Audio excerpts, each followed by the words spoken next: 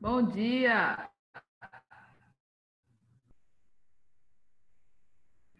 Vamos ligar as câmeras que eu quero ver vocês, bonitos.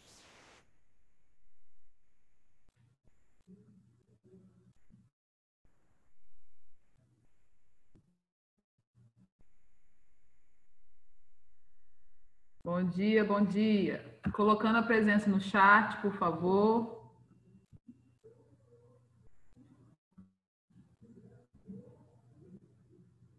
Deixa eu ver vocês, liga aí rapidinho.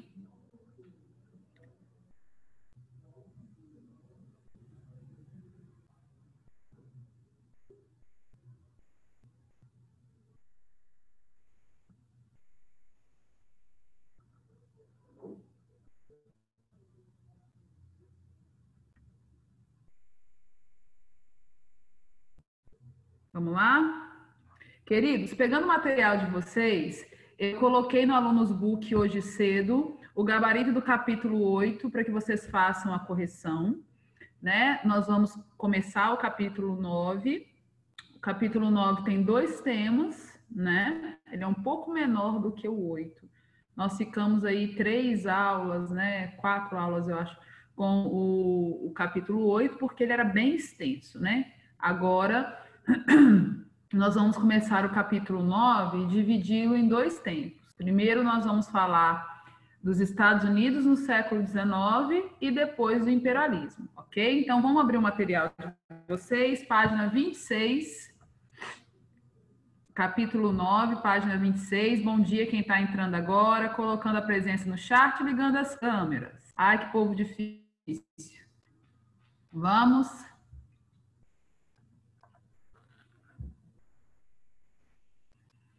Matheus, Heloísa, Monique, Luana, Camille. Vamos, gente, liga essas câmeras. Nicole, Ana Júlia. Marcela já vai começar no capítulo 29? Não, no capítulo 29. Porque é 26. Capítulo 9, página 26.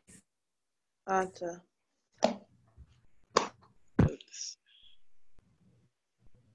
Gente, vocês não vão ligar essas câmeras, não? Pelo amor de Deus. Vamos lá, hein? Vou abrir o material aqui para a gente começar. Já esperei 4 minutos.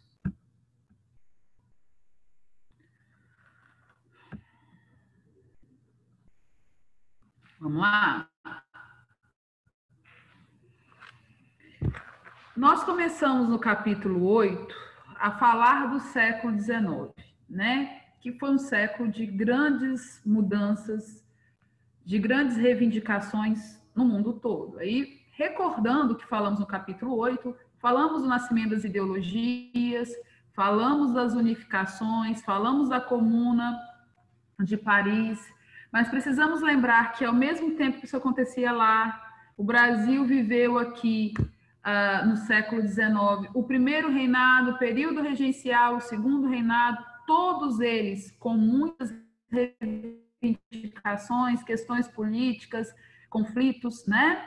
Isso não foi diferente nos outros lugares. A última vez que nós falamos dos Estados Unidos, nós falamos do processo de independência dos Estados Unidos, né? Lembrando, os Estados Unidos se tornaram independentes antes da Revolução Francesa. Foi o primeiro lugar que as ideias iluministas ferveram e levaram às grandes modificações. Os Estados Unidos, então, passaram a ser o exemplo de Estado independente dentro do continente americano. O que nós vamos estudar agora? O que aconteceu com os Estados Unidos no século XIX? Como que aquelas 13 colônias, aquele território tão pequeno, se tornou o território que você conhece hoje? E por que existe uma visão no continente americano muito diferente em relação aos Estados Unidos? Como que eles conquistaram esse poder que tem hoje, territorial, econômico e político, né? Então, aqui, o mais importante será compreender nesse momento que essa expansão e as modificações modificações políticas levadas por essa expansão e as guerras que essa expansão trouxe para a história estadunidense está diretamente ligada a algumas heranças históricas, né? Como as questões raciais e também a influência política e econômica dos Estados Unidos aqui no nosso continente e para o mundo todo, na força que ele passa a ter a partir do final do século XIX, que se concretiza aí no século XX. Então, a última vez que nós falamos dos Estados Unidos, o mapa dos Estados Unidos era basicamente as 13 colônias, essa primeira região aqui mais escura, né? Que nós falamos lá atrás que eram, apesar de pequenas, regiões com características de exploração e características climáticas, populacionais diferentes, né? Que durante o processo de independência acabou dificultando um pouco por conta dos interesses que eram diferentes, né? Vamos lembrar aí que a região do norte das 13 colônias era manufatureira, tinha, né, como objetivo o fim da escravidão, eles tinham um olhar mais liberal de todo o processo de independência. E a parte sul dessas 13 colônias, por ser agrícola, dependia da mão de obra escrava, tinha uma visão diferente desse processo.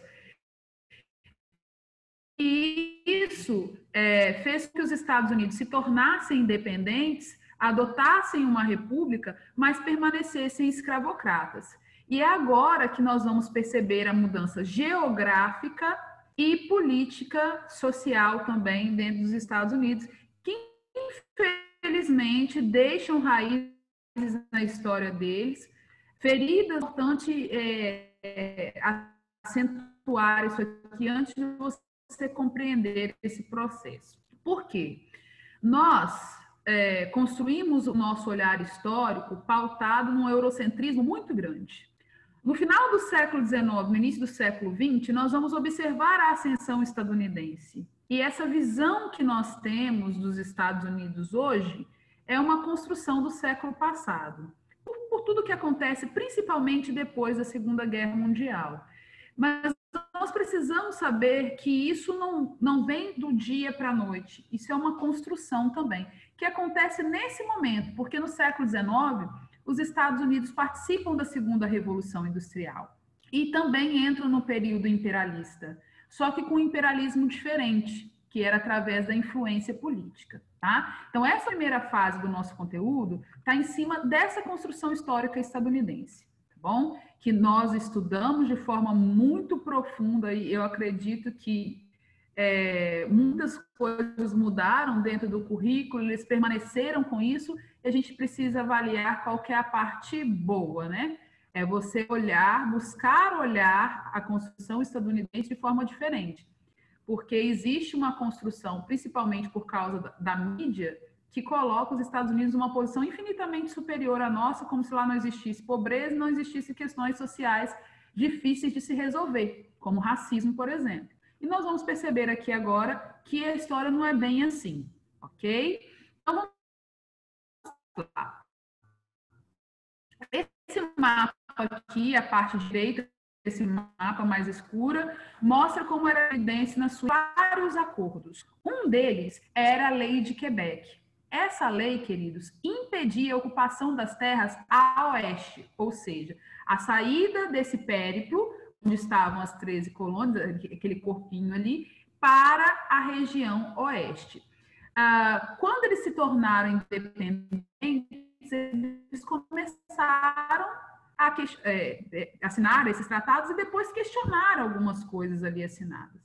E aí, no século XIX, durante aquele período entre a era napoleônica e as unificações que nós estudamos nos capítulos passados, eles vão viver um movimento histórico chamado a Marcha para o Oeste, né?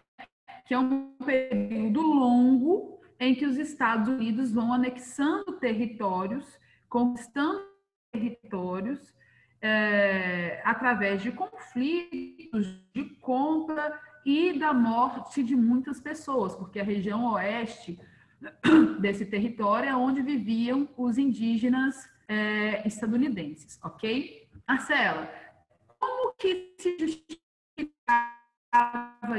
isso? Porque eles assinaram vários documentos.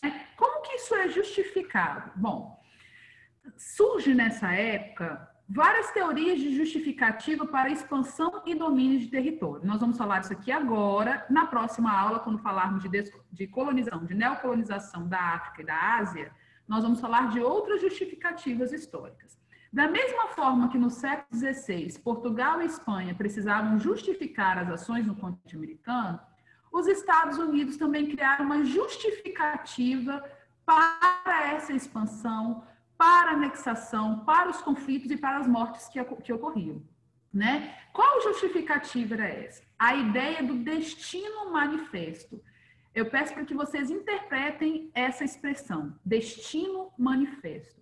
Ou seja, eles se colocavam numa posição de responsáveis pelo progresso daquela região. Eles estavam destinados a isso. O principal símbolo dessa época é essa obra que abre o material de vocês aí, O Espírito da Fronteira. Essa obra é de 1872 e ela mostra bem o que se queria a partir desse momento. Os Estados Unidos agora queriam formar um território extenso, doou terras para quem quisesse ir para lá, progredir, fazer com que esse lugar prosperasse, mas a ideia era de que eles fossem eleitos por Deus. Preste atenção. Expressa a crença de que o povo estadunidense, e eu não gosto de falar norte-americano, eu uso a expressão estadunidense sempre, é eleito por Deus para comandar o mundo. E aí, eu trouxe duas frases aqui para que vocês analisem o contexto, tá? A primeira frase, ela foi dita na época do Destino Manifesto, no século XIX. E a segunda foi a primeira eleição, em 2008, a primeira eleição vencida por Barack Obama, estava ali o Mitt Romney, que era ali um dos candidatos, pré-candidatos à eleição estadunidense. Olha só. No século XIX, a expansão dos Estados Unidos sobre o continente americano, desde o Ártico até a América do Sul, é o destino de nossa raça e nada pode detê-la. No século XIX, justificando o destino manifesto. Ok? No século XXI, Deus não criou este país para que fosse uma nação de seguidores. Os Estados Unidos não estão destinados a ser apenas um dos vários poderes globais em equilíbrio. Os Estados Unidos devem conduzir o mundo, ou os outros o farão. Então, essa ideia, apesar dos 200 anos passados, não mudou. Essa ideia de que eles precisam liderar todos os processos. Nasce como justificativa para essa expansão. Quando você analisa essa imagem, né, observem no material de vocês, a liberdade que essa mulher representa, porque ela carrega nos braços a Constituição, né? Ela carrega nos braços a liberdade, entre aspas, porque essa liberdade ali estava nos aspectos constitucionais estadunidenses, mas os Estados Unidos ainda era escravocrata, não tem essa questão. Essa liberdade que ela representa aí era a liberdade dos estadunidenses brancos, proprietários rurais, manufatureiros, não era uma liberdade que chegava a todos, tanto é que a marcha para o oeste passou por cima de tribos inteiras. Ela está carregando debaixo do braço a Constituição e na mão os fios de um telégrafo. O que isso significava? Que além de levar a liberdade, eles também estavam levando o progresso. E dentro dessa imagem existe muita coisa que nos traz heranças até hoje. Eu acho que é importante a gente fazer essa ligação, né? Principalmente no momento que nós estamos vivendo, onde brasileiros estão carregando bandeiras dos Estados Unidos. A gente precisa avaliar isso. Nós estamos no século XXI e o Brasil ainda é um país independente. Olha só, e aqui, alguma dúvida até aqui, segundo ano? Posso continuar? Tranquilo? Entenderam o que é Destino Manifesto? Posso continuar? Eita, meu pai. Vou continuar, hein? A primeira parte aqui, a parte salmão, da direita para a esquerda, foram as primeiras conquistas territoriais, ok? Olha lá, 1783, depois vem a região ali mais clarinha, que era da França e que os Estados Unidos conseguem anexar, da Louisiana ali, em 1803.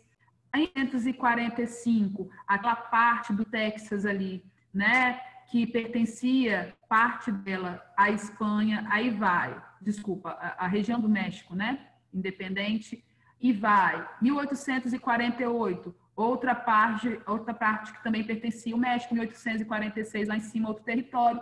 E, por último, né, aqui, em 1898, a região do Havaí. O que nós vamos observar nesse período de expansão? Os Estados Unidos conseguem um controle territorial tanto da margem do Pacífico, do Oeste, quanto do Atlântico. Então, ele tem um controle na sua construção. E isso durou 100 anos. Do seu processo de independência até o anexar do Havaí, nós temos 100 anos de conquistas territoriais. Ok? Bom, essas conquistas territoriais, como que foram concretizadas? Os Estados Unidos, eles fizeram campanhas para que pessoas viessem viver nessas regiões anexadas. Se elas conseguissem, por tempo determinado ali, progredir, prosperar esse lugar, povoar, produzir alguma coisa, elas ganhavam um pedaço de terra ali. A ideia era o quê? Ocupar para impedir perder esses territórios. De cara, lá em 1812, ela enfrenta um problema sério com a Inglaterra, que queria ter novamente o território que perdeu na Guerra de Independência dos Estados Unidos. Então, em 1812, eles vivem a Segunda Guerra pela Independência. Ao vencer esse conflito e permanecer com esse território do norte aí, que pertencia ao Canadá, hoje o Canadá, na época pertencia à Inglaterra, eles começam a articular os movimentos que levam toda essa expansão, que durou aí, vocês observaram, 90 anos, né? Quase um século de conquistas para a formação territorial. Essa questão do desenvolvimento, do crescimento territorial para a formação dessa potência, não resolveu questões antigas do território estadunidense. Quando eram 13 colônias e se tornaram independentes, a independência e a construção constitucional não agradou a todos os estadunidenses. Por quê? Existiam questões políticas e questões econômicas que eles não estavam em acordo, tinham opiniões antagônicas, né? Totalmente diferentes por questões comerciais.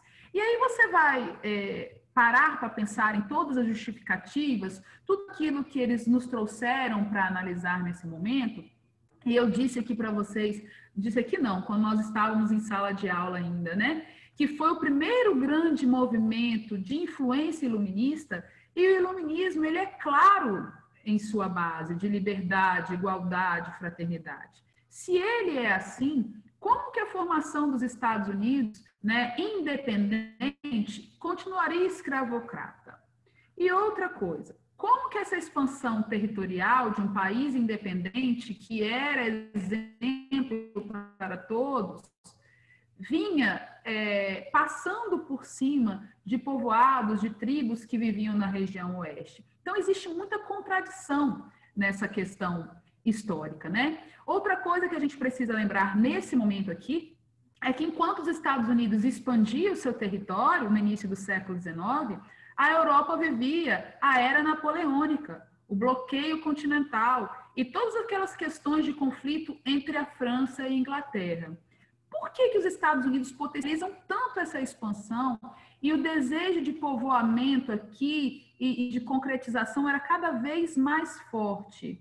Porque os Estados Unidos tinham a visão de que a fragilidade política dessas duas potências, da França e da Inglaterra, favorecia os Estados Unidos de alguma forma. É óbvio que vai favorecer, porque enquanto eles estão em conflitos diplomáticos, cada um lá com as suas questões, os Estados Unidos era o único estado independente do continente americano.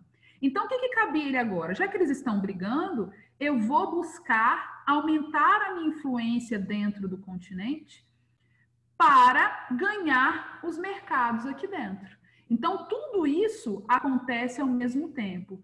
Porém, dentro dos Estados Unidos, existia uma questão que eles não conseguiam resolver, que eram as diferenças econômicas e políticas que existiam no território, né?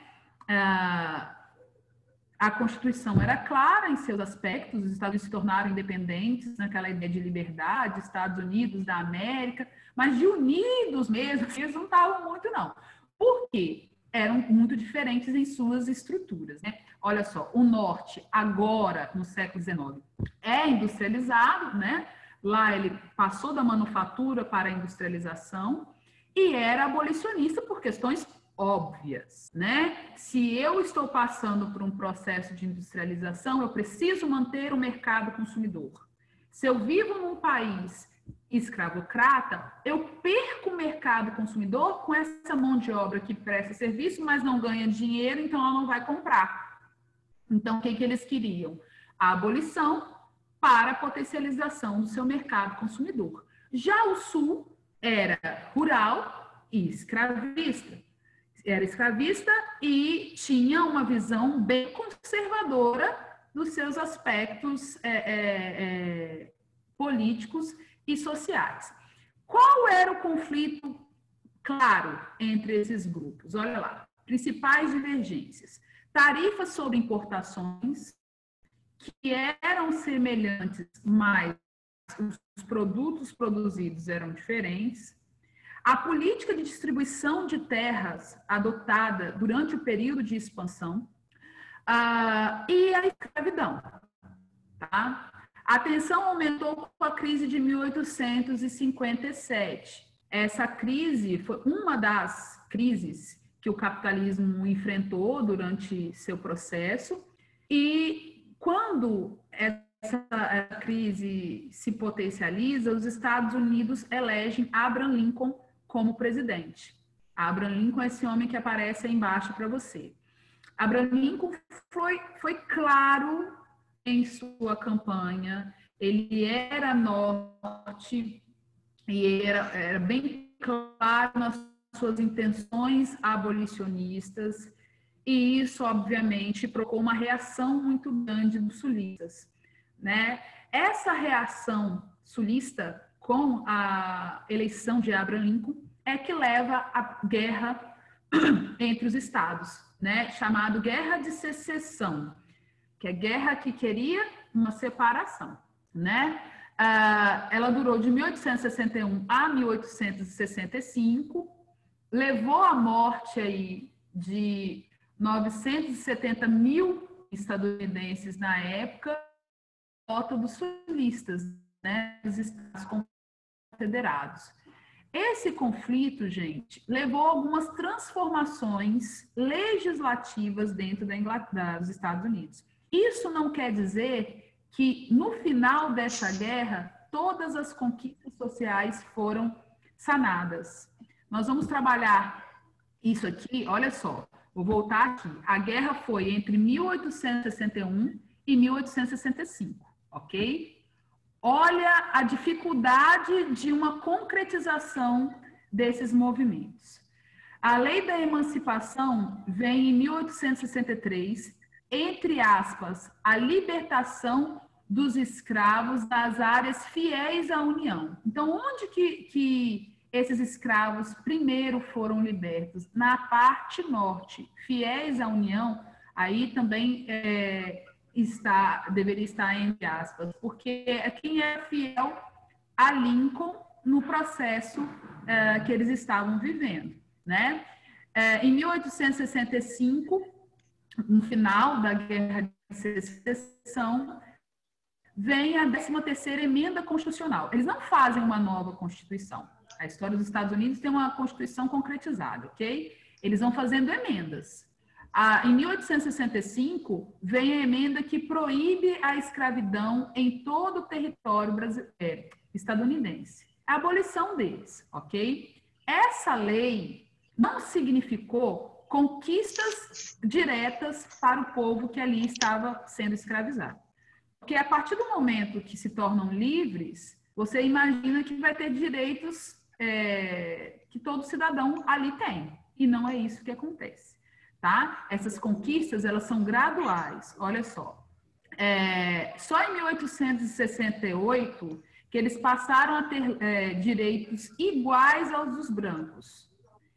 Em 1870 é que eles conseguem o direito ao voto, ou seja, 5 anos depois do fim da guerra e do fim da escravidão, é que eles conseguem o direito ao voto. Mas, no Sul, nas colônias do Sul, tem alguém com áudio aberto? Eu estou ouvindo a casa. Vamos lá. No Sul, as leis existiam para todo o território, mas no Sul, a questão racial continuou sendo um problema muito grande. Tanto é que no Sul que vai nascer os grupos, né, que vão perseguir os negros nos Estados Unidos. E aqui eu trouxe umas imagens para a gente poder analisar. Gente, desliga o áudio aí, que eu não estou conseguindo. Está muito alto. Eu acho que é o áudio da Ana Júlia.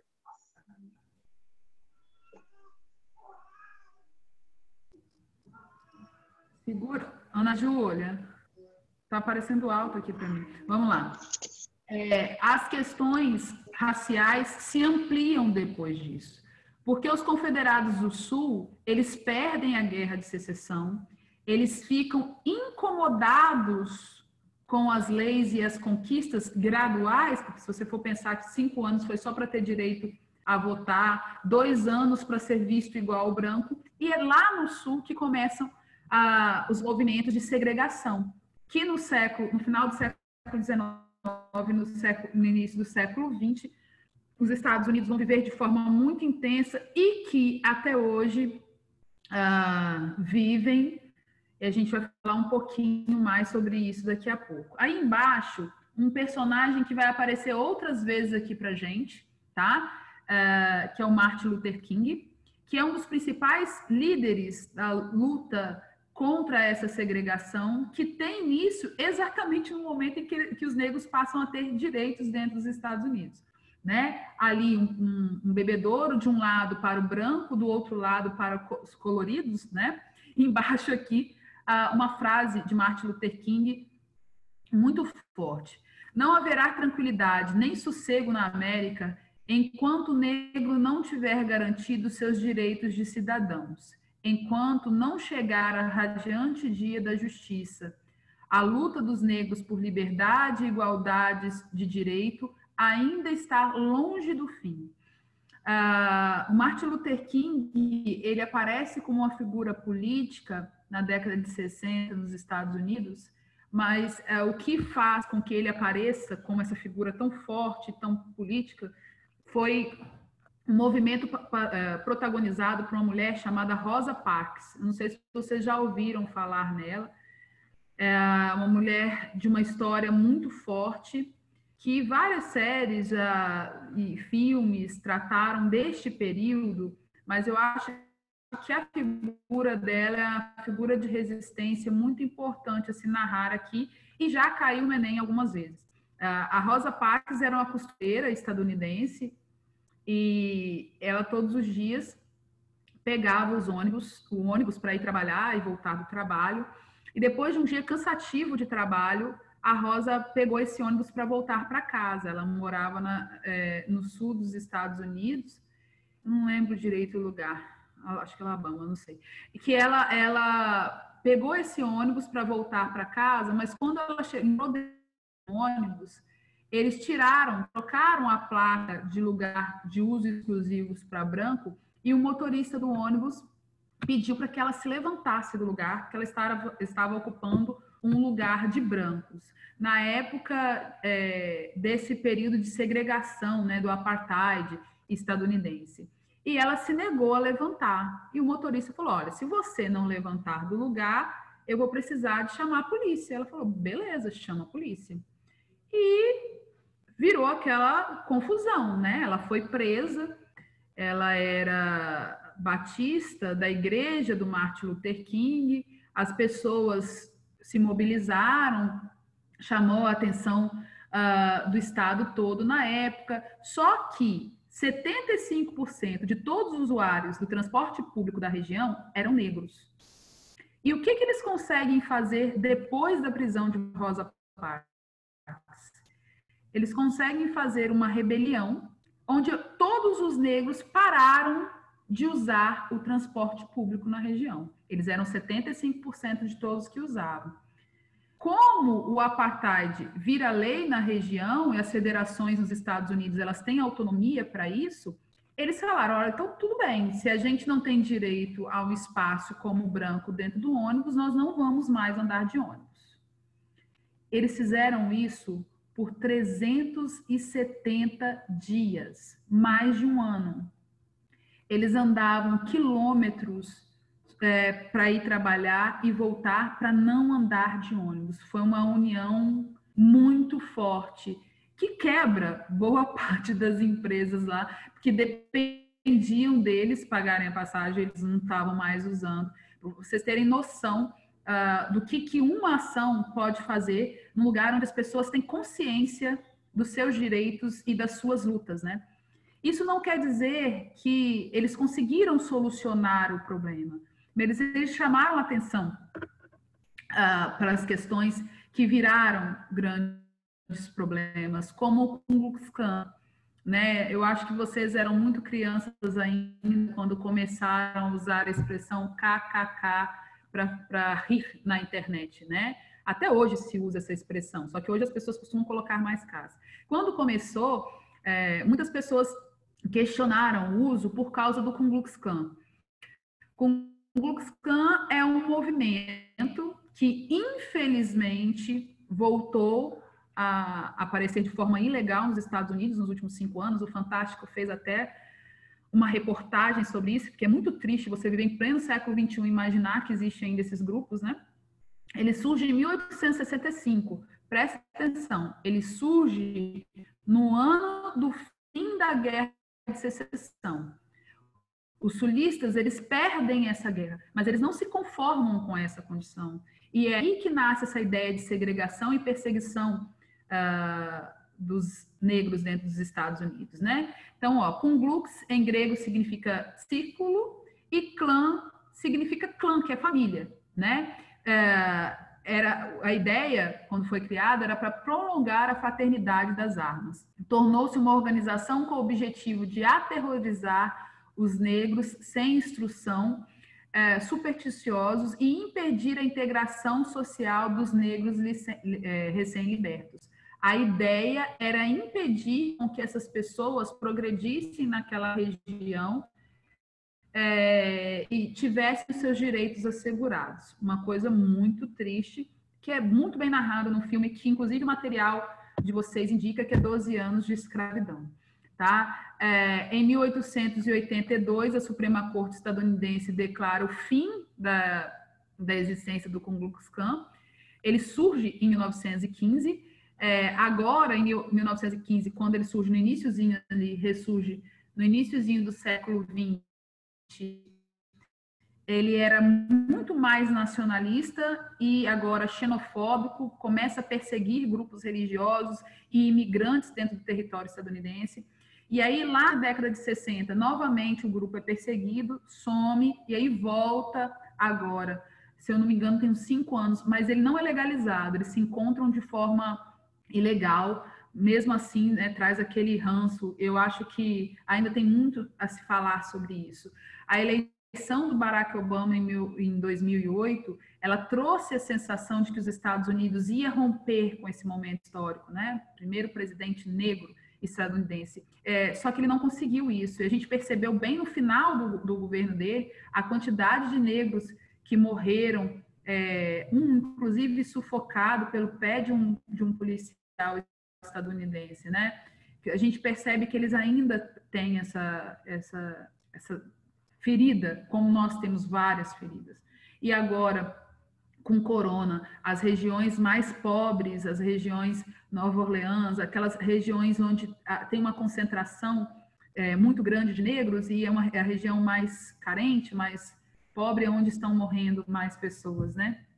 Posso passar? Vocês estão compreendendo tudo até aqui? Respondam, por favor. Tá claro, né? Então, aqui falamos do Destino Manifesto, da guerra que tentou separar, mas não separou, a questão das conquistas dos ex-escravizados, as dificuldades que eles enfrentam até hoje, o Destino Manifesto. Agora nós vamos falar da doutrina Monroe, antes de fechar a aula, porque a gente tem poucos minutos aí. Né? O que foi essa doutrina? A gente parte daquela ideia do Destino Manifesto para poder entender a doutrina Monroe. O Destino Manifesto dizia que o povo estadunidense era predestinado por Deus a levar o progresso, a civilidade, aquela coisa toda para os outros países do continente americano.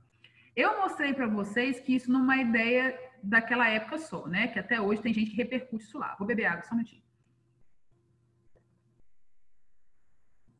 Agora, a gente vai conseguir entender por que economicamente eles conseguiram tanta força a partir do século XIX, e isso se concretizou no século XX e hoje ainda é uma realidade, né? Bom, a ideia da doutrina Monroe era o quê? América para americanos. Como os Estados Unidos entraram na segunda revolução industrial, é óbvio que eles queriam aumentar a sua influência aqui. Só que aqui ainda existiam muitas colônias. O continente americano estava passando pelo processo de independência. E nessa passagem do processo de independência, eles precisavam de apoio dos países independentes. Então, o que ele propõe aqui? O apoio a todos os países que buscassem a sua independência. A doutrina Monroe, ela diz o seguinte, que precisava se afastar daqui a influência europeia. Ele vai querer afastar daqui a influência europeia porque ele quer tirar daqui a força econômica que a Inglaterra tinha para ele ganhar esses mercados, ok? Então, olha só os pontos que esse pensamento consistia. Primeiro, a não criação de novas colônias na América. Então, ele passa a reconhecer o processo de independência desses territórios, ele é o primeiro país a aceitar, com exceção do Haiti.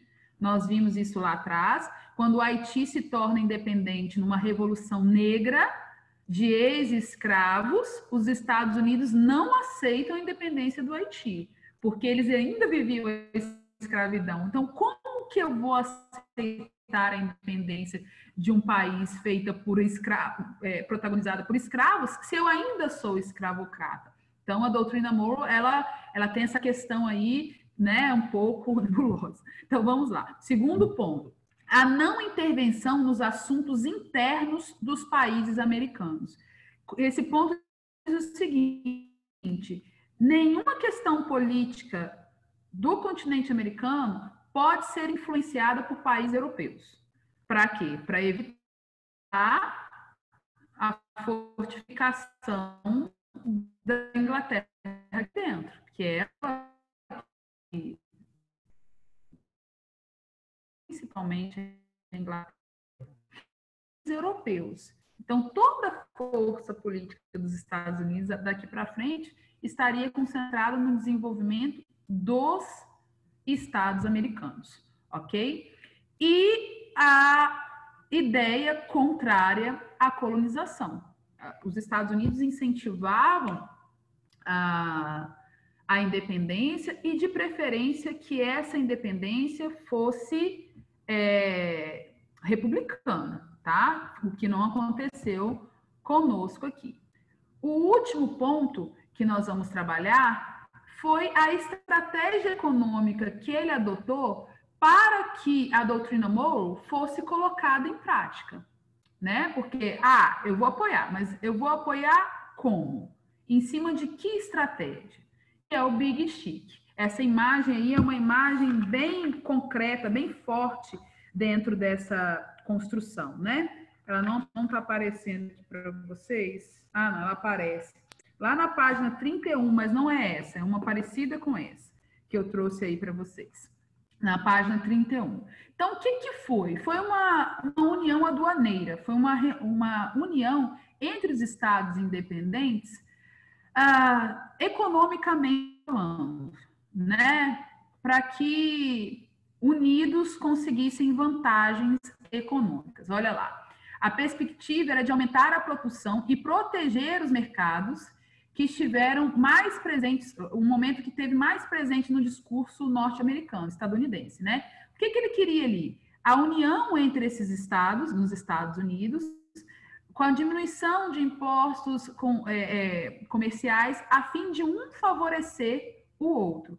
E os que se tornassem independentes dentro do continente americano participaria também desse processo.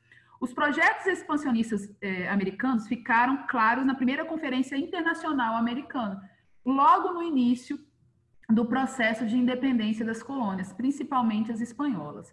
Então, em que consistia o Big Stick? Olha lá, a união aduaneira, como eu disse para vocês, essa união diminui taxas alfandegárias para potencializar algumas regiões economicamente falando, a criação de tribunais de arbitragem que resolvessem problemas diplomáticos entre os estados recém-formados, a ideia de uma moeda única, isso foi uma ideia estadunidense, que nunca se concretizou, mas a ideia era essa, que o continente americano tivesse uma moeda única para poder favorecer as relações comerciais. E um sistema unificado de produção, de proteção militar, que vai se concretizar logo depois com a criação da... Me faltou aqui o nome, meu pai, esqueci. Esqueci. Não aparece aqui. Daqui a pouco eu lembro. Que é uma união militar... OTAN, gente, da OTAN, né, que logo no início do século XX se concretiza, né, que é a Organização dos Tratados do Atlântico Norte, que é um movimento unificado militar ali, que lá no século XX vai ter uma força muito grande. Então, a partir daí, os Estados Unidos começam a aumentar a sua influência nos países recém-independentes, ok?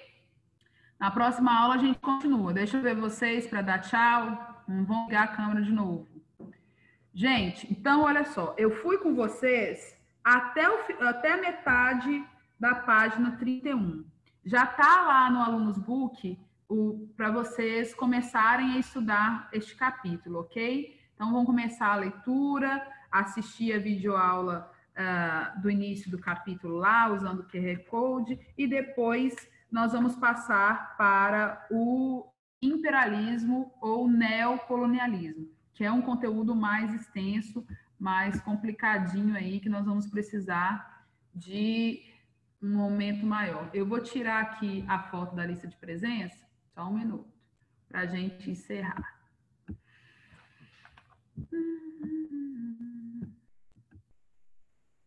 Tudo bem? Tem alguma dúvida?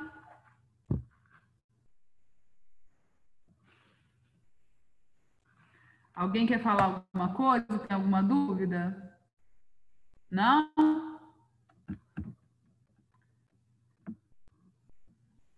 Tá tudo certinho?